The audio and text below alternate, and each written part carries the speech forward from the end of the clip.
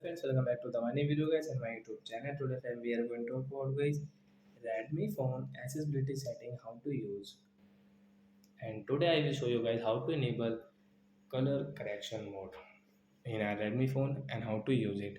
So before starting video friend, first of all go and subscribe the channel guys, click the bell icon, like my video. And friends, now let's see how to enable color correction. First of all guys, we will on our phone setting guys, we will scroll it. Friends, you can see guys your additional setting guys, tap here guys, click on guys your accessibility setting guys.